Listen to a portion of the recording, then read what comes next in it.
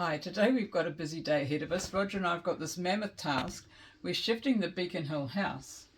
We have to shift it across onto this piece of ply so that we can move it over to this table so I can actually use this sheet and set up a window display on it. So when I take it to the shop on Sunday, I'll know exactly what I'm doing. So I need to take this with me. Poor house has to move. So I shall get back to you and let you know how successful we were.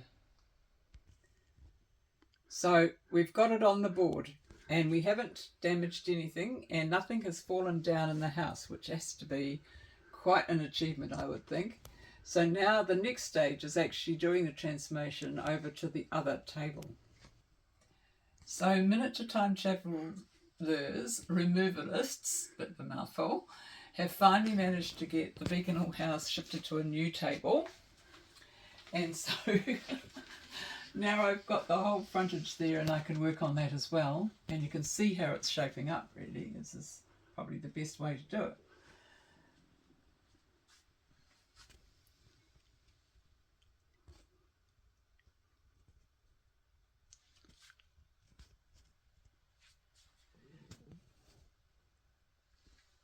So I'll be back a little bit further on in the day to tell you about my Georgian house. So I promised a little bit of information about my Georgian house. So it's this little story. When I was 51, I wasn't a miniaturist. I owned a little farm, I bred Angus cattle, I was starting up a vineyard, I was on a community service club and I was president, and miniatures are far from my mind. And when I was 51, I had a stroke. I had a stroke on the plane coming from New Zealand to Australia. And all of a sudden, in an instant, I became somebody who couldn't speak properly, couldn't walk or talk properly, couldn't see properly, because the stroke was in a little area of my brain that accepted the messages from my eyes. And it was amazing. It was amazing in an awful way. And in the first appointment of the specialist, and he mentioned stroke, I thought, I know how to deal with that. I'd learnt about neurons, I'd learnt about neuron pathways. I knew that with repetitious exercise you can get those neurons making new pathways around damage. And so when I went home, I resolved to do a whole lot of rehab of my own. And I picked up some cross stitch. Now I had to match colours, I had to match symbols, I had to thread a needle, I had to cut little holes in a piece of material. And after about 3 weeks of doing this patiently, I realised it was wrong. And I said to my mother-in-law, who was looking after me at the time, "Oh my God, this is wrong. What am I going to do?" And she said, "Don't cry, Jill." And I said, No, I'm not crying. I'm really happy because this is the first time in 3 weeks that I've realised it's wrong. So I knew what I was doing was the right thing to do. And I carried on with all my exercises, my legs, my arms, my eyes, my hands, and doing my cross stitch. And finally, after about 6 months, I was allowed to fly back to New Zealand, where I'd relocated my family. About 2 weeks after I arrived, my niece dropped this Georgian house into me. She had started it. She had started it from a design from Brian Nichols' book, Making Dolls' Houses in 12 scale, and this is the actual house. But you can see it doesn't look like it, because even in my compromised state, I knew I had to make it bigger. So I put another floor on it, and then I gave myself a terrible lot of woe because it kept going crooked on me. And finally I got it to straighten up. And then I started to work inside it.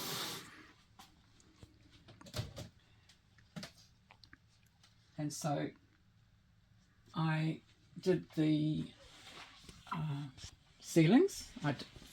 I sort of covered ceilings off in one of my videos. I painted the ceilings in the man's study and in the music room and in the dining room.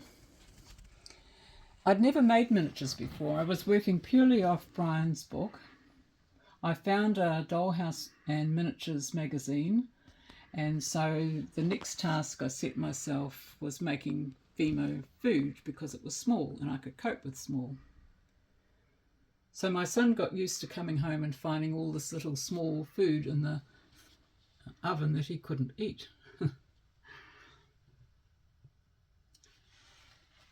And so this is how I got myself through a good 2 years, I suppose, of rehab. And then I started making figures. And now I'd never made these figures before in my life out of Sculpey. My first batch I burnt, and I had to paint their faces because they looked very burnt, which was a shame because they were nice faces. But they were my first ones, kind of special.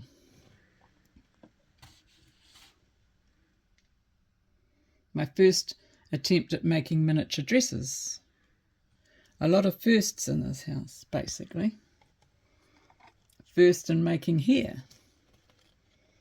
Another one of my painted burnt ladies. And I sort of set this house into a Georgian kind of Regency period where it was crossing over into the Regency period. And the furnishings, I bought a lot of those because I wasn't up to making them at the time. And as I've gone on through the years, I've added the detail.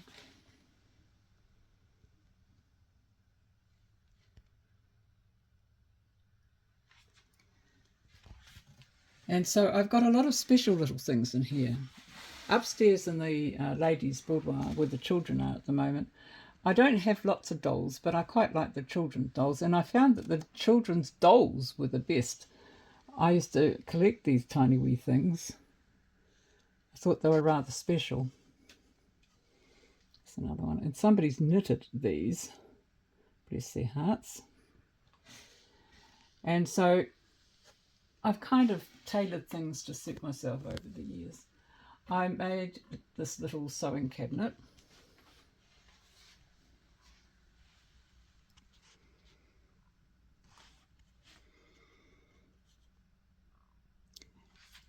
And it's got a little treasure in here. I have to be very careful that I don't. I'm going to have to tip everything out first because it's too small to get out on its own. But sorry about my hand there. But this is an actual crochet hook in a little bamboo case.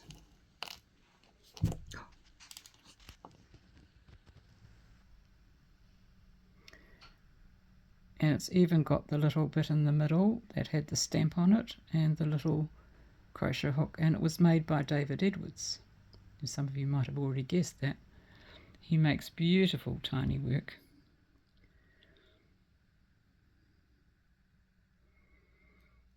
So there we go, and it fits perfectly together. So I have to keep it in here because I would lose it otherwise.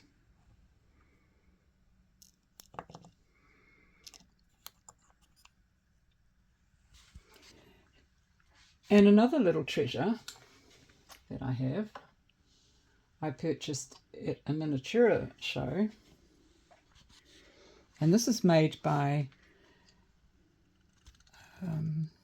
John Davenport. And he's made all these little brass fittings, the little bone covers to the inkwells, all the little brass bits, the inlay. It all flicks up. It's made in oak. Comes down, all this inlay work. It's actually got a little secret drawer. It comes out.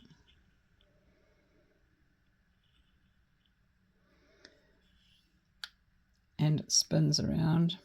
It's got a little drawer that comes out here. John did these tiny wee brass knobs himself.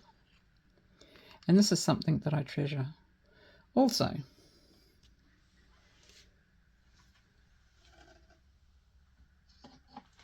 and down in the kitchen, I've got a pair of rats that I bought in Sydney once at a show.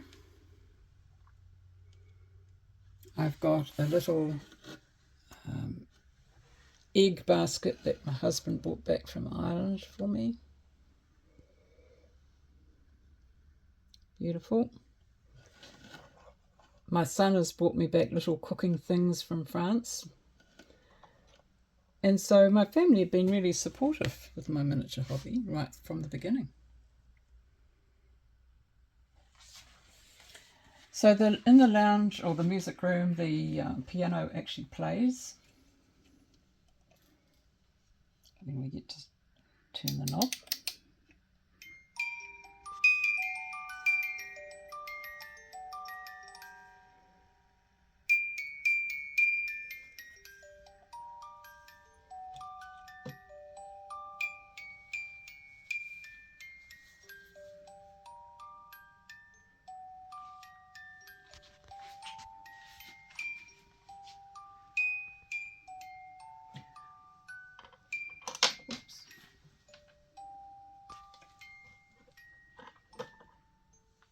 big hands. I've also got a little cockatoo that I bought in Sydney, which gives me fond memories of Australia. A little ceramic one.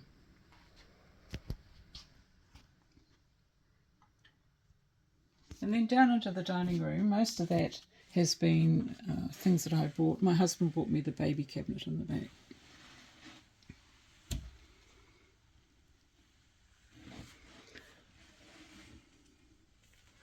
So for a rehabilitation project, it was a pretty good one. It did take me 4 years before I could actually talk and walk and think again at the same speed, and then another couple of years and I started up a vineyard tour business, and I got my license, my taxi driver license, which meant that I was pretty okay by 6 years down the track. And now I think there's only a few little tells. I might hesitate sometimes when I'm talking, or I might forget something, but I could always put that down to old age. So the story actually is one of perseverance and one of being stubborn and not giving up. And so for anybody who's had a small stroke or a little episode of that sort, just keep going, just focus on the little stuff and you'll get through it.